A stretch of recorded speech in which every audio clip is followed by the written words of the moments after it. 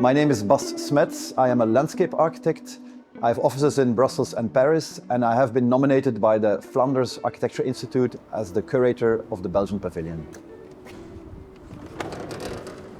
The climate change and the recent crises we have faced forces us to rethink the relationship between architecture and nature. Historically and traditionally, architecture has isolated itself from the natural world, recreating an indoor climate with heating, with ventilation, with mechanical tools. Of course, in the natural world, it's the plants that produce climate, different types of climate.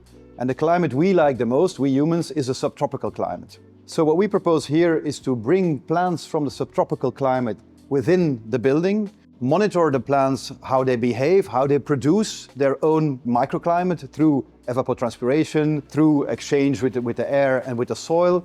And what we're proposing is a new symbiosis between what the plants need to produce those ecosystem services, what the building can handle, and what we humans like. And we think in that new symbiosis lies the future of architecture. Architecture not as something that is dissociated from nature, but a new collective intelligence between humans, plants, and buildings. With recent discoveries in plant science, and we work, for example, with Stefano Mancuso, the Italian neurobiologist, recent discoveries show us that plants are much more sensitive than we thought they were. And if we can harvest that data, we can create a new way of having these plants contribute to the places we make for ourselves.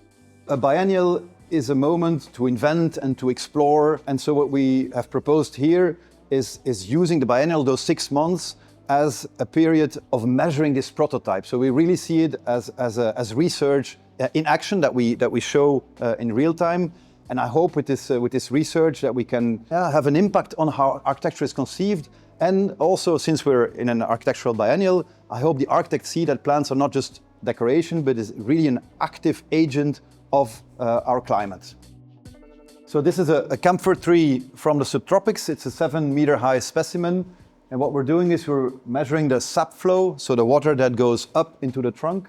And we're also measuring the dilatation of the diameter of the trunk. So the shrinking and the swelling of the trunk is measured with this element. In the back, you see a weather station, temperature, relative humidity. And then we're also measuring the humidity in the soil, the temperature in the soil. And so all that data goes to a central processor and allows us to help the plants decide to activate light, ventilation, or irrigation.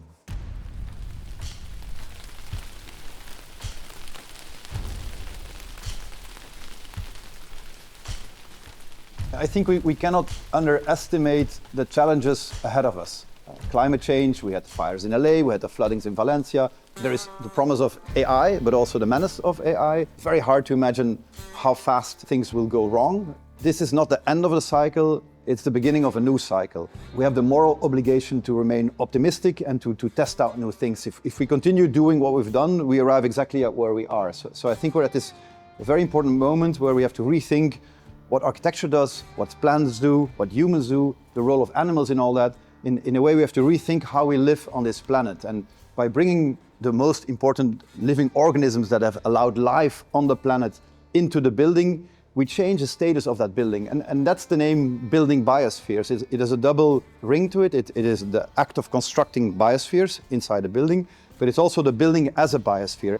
I truly believe in collective intelligence. And so if what we're doing here is picked up by others and evolves into a new way of dealing with nature and architecture, that will make me happy.